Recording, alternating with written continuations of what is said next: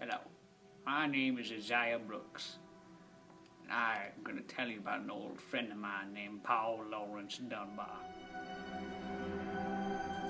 Paul Laurence Dunbar was born on June 27, 1872, in Dayton, Ohio, and learned to read at just 4 years old.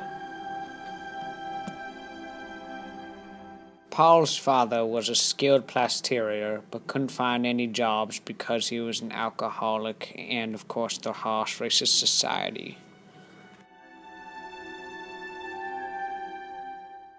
Paul's father's alcoholism gave him a violent temper that often erupted in brutality towards his wife.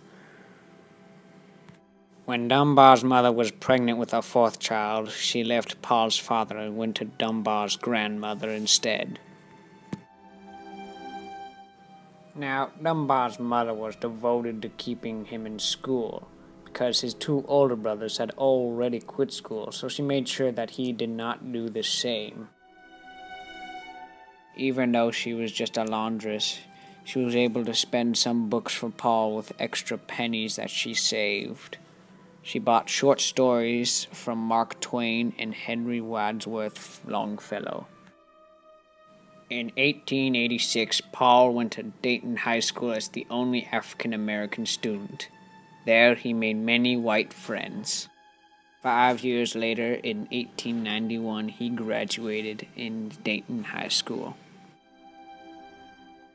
At first, Dunbar wanted to be a lawyer, but due to the harsh racist discrimination society he lived in, he was unable to go to college.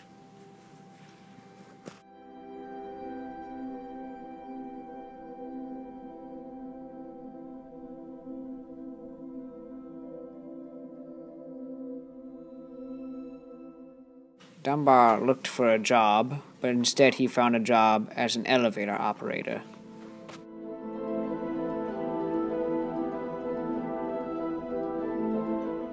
Due to this failure, he later decided to become a journalist.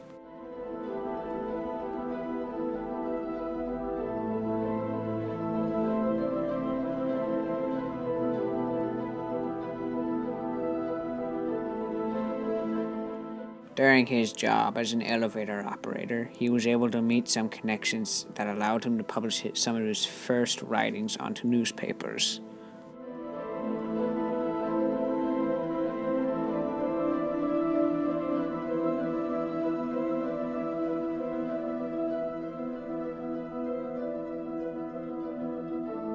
One of America's most distinguished literary critics, William Dean Howells, read one of his first poems and urged him to concentrate on poems using an African-American style of English or black dialect verse.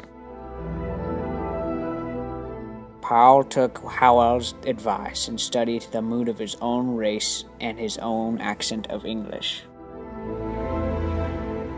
At the age of 25, Paul found his love. Her name was Alice Moore.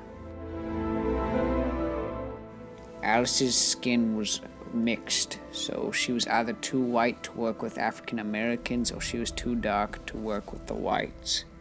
This made her feel like an outcast. This made the two immediately fall in love. They got married in 1898.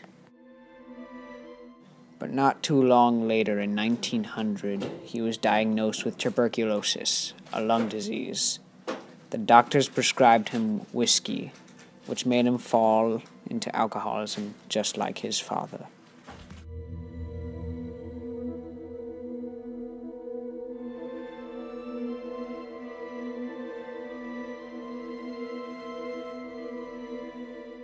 Just like his father, his alcoholism gave him a violent temper, and it erupted towards Alice, just like it did to Dunbar's mother. Not too long after he got his alcoholism, he and Alice split up. Paul died at the age of 33 in Dayton, Ohio.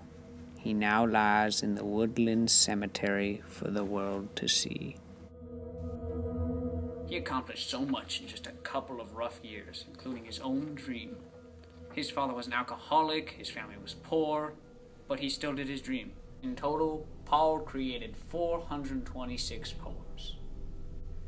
I think we should all model my friend Paul.